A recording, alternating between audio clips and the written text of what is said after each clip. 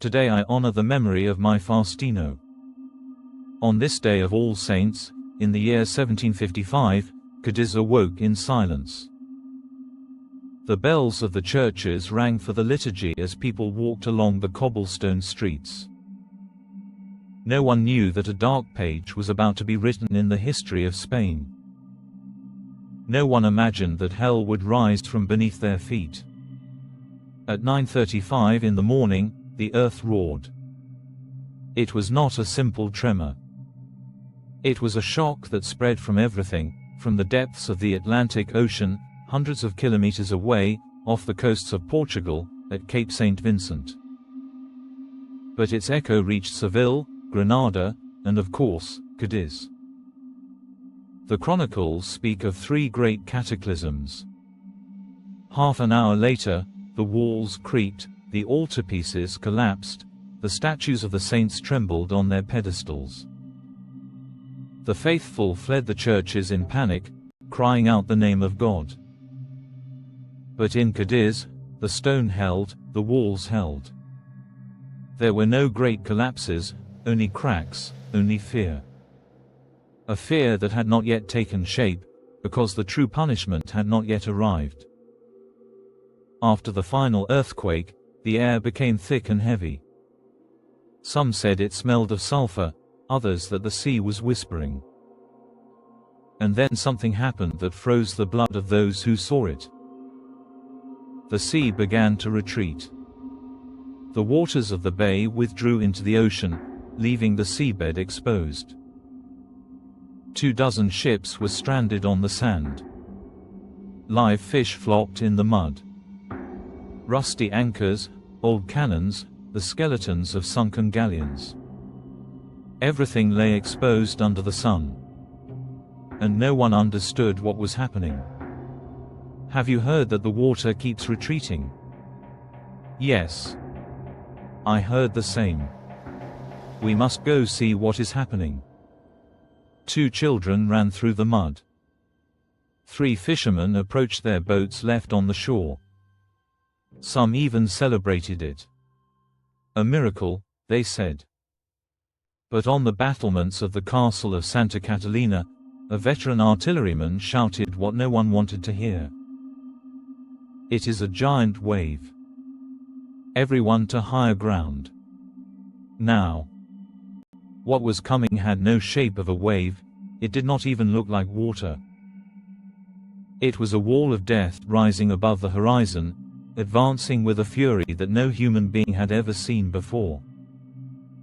That first retreat of the sea was only a breath of fresh air before the scream.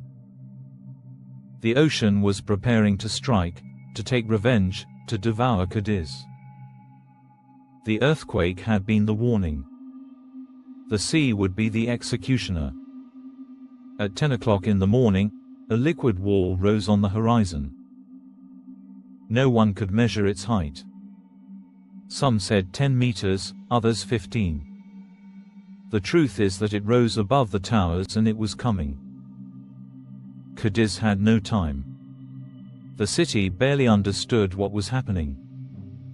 But water offers no explanations. The Bay Area vanished. The shipyards were destroyed, the pier collapsed, ships hurled like arrows pierced houses. The sea climbed the streets, entered through the Landgate, passed through the Vineyard District, down Palm Street. The water carried everything away: people, carts, bells, chests, soldiers. The sea made no distinction between saint and criminal. The walls of San Carlos, according to official reports, reached more than 600 meters. Some towers fell like paper. 2 barges were lifted and smashed against the towers of the castle of Santa Catalina. There were reports of bodies left hanging from the coastal cannons.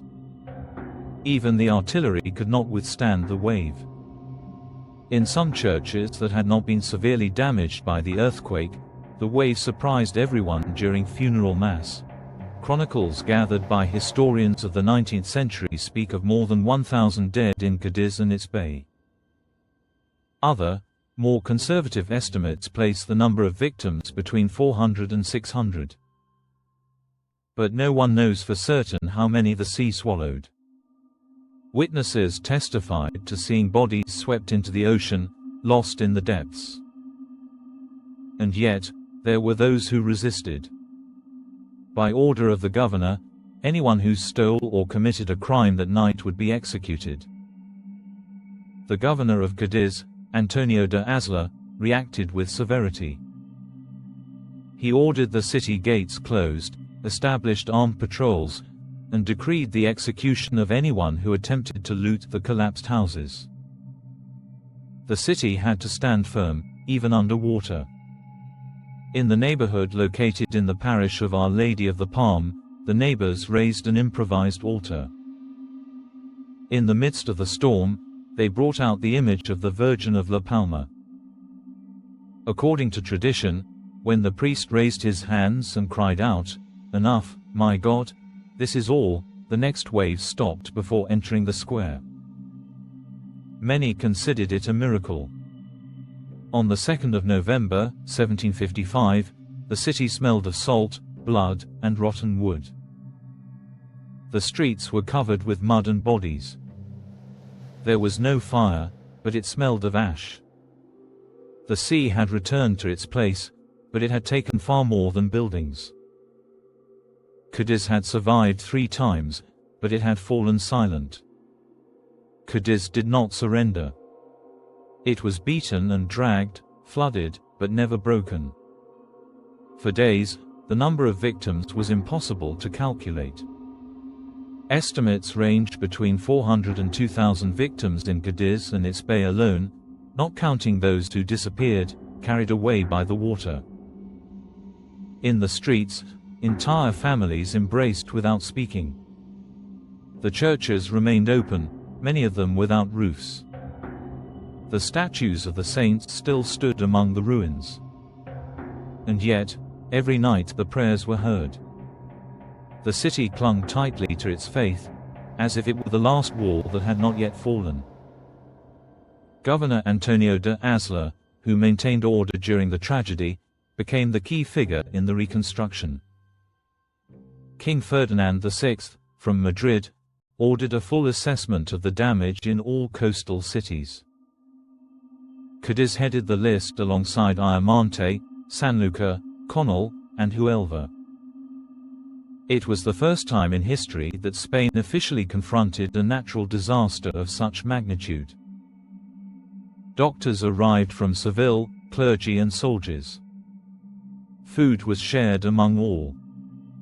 Field hospitals were improvised in monasteries, and the dead were buried in mass graves.